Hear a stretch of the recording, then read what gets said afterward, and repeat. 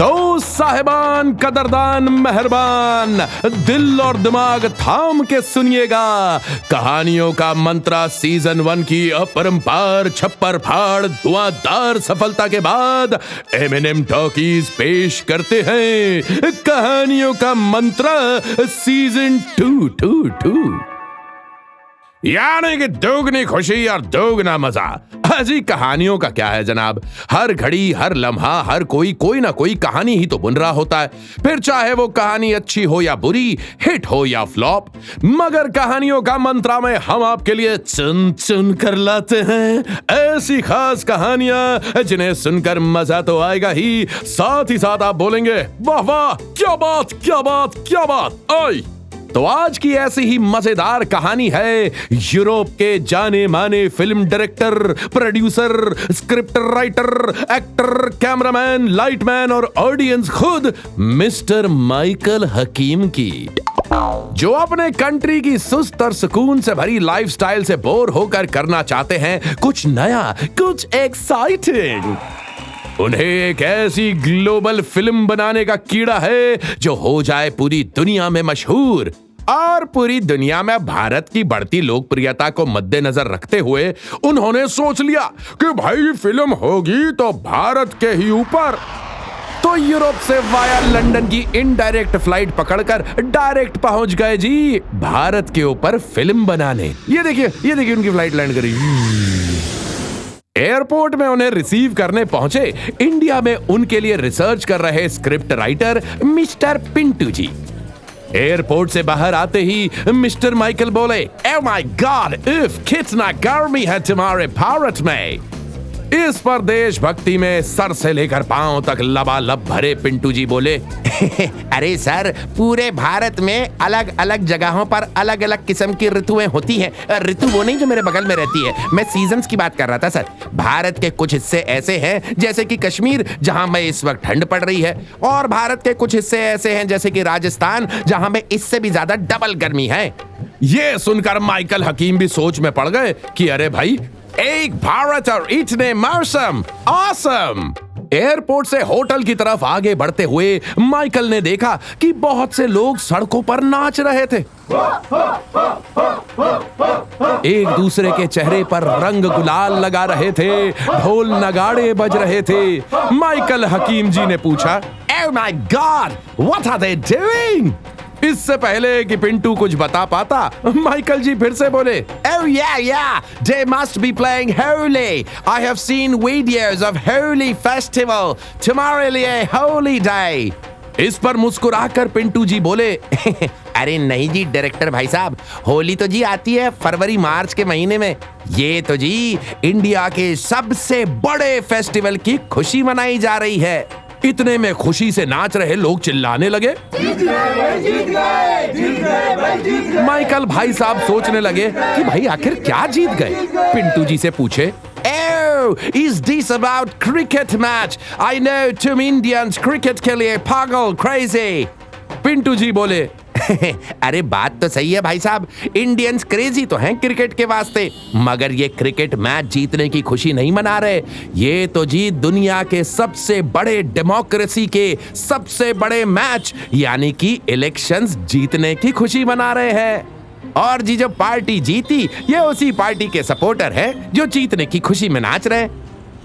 आगे का traffic jam देखकर पास के ही नींबू शिकंजी के ठेले पर गाड़ी रुकवा दी पिंटू जी ने और डायरेक्टर साहब को पिलाई इंडिया की वर्ल्ड फेमस नींबू शिकंजी। खट्टी खट्टी चुस्की लेते हुए डायरेक्टर साहब बोले, Okay, after taking some rest in the hotel, we will go on India tour. मुझे इंडिया दिखाओ, show me India अगले 3-4 घंटों में। जरा जज्बाती होते हुए पिंटू भाई साहब बोले, देखिए भाई साहब, जितने बड़े आपके यूरोप में पूरे देश होते हैं ना, उससे बड़े तो हमारे भारत में एक एक स्टेट यानी कि प्रदेश हैं, और ऐसे 28 स्टेट्स हैं यहाँ जिन्हें 3-4 घंटे तो क्या 3-4 जन्मों में भी घूमना नामुमकिन है।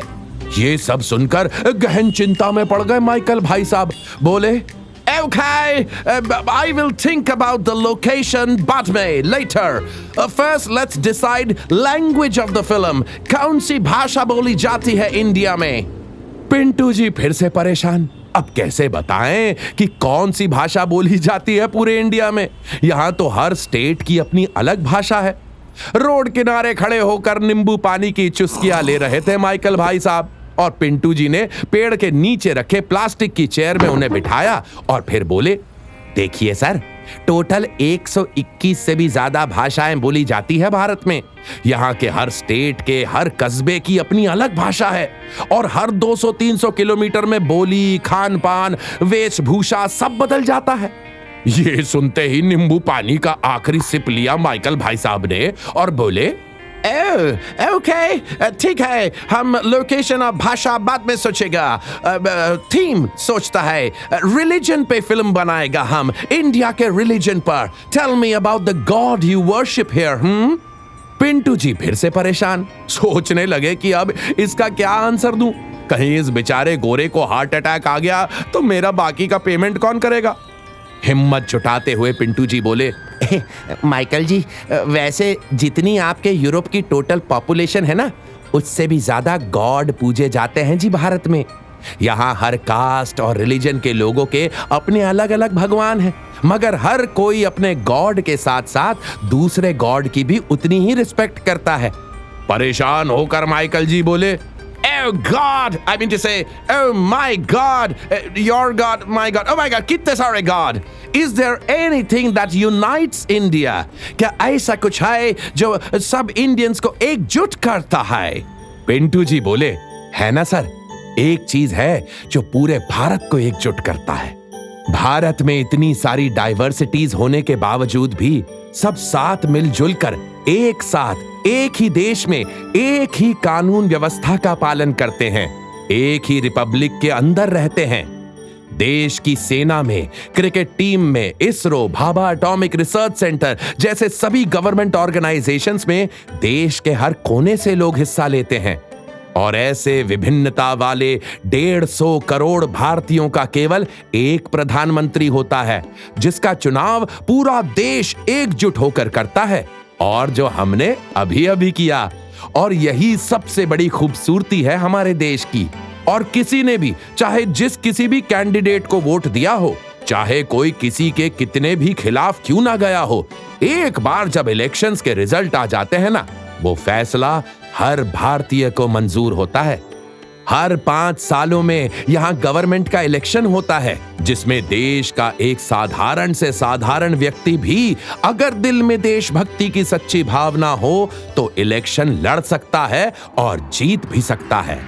और हमारी देश का इलेक्शन कमीशन ये इंश्योर करता है कि पूरे देश में बिना किसी पार्शियलिटी के, बिना किसी के इंटरफेरेंस के एकदम ट्रांसपेरेंट इलेक्शंस हो।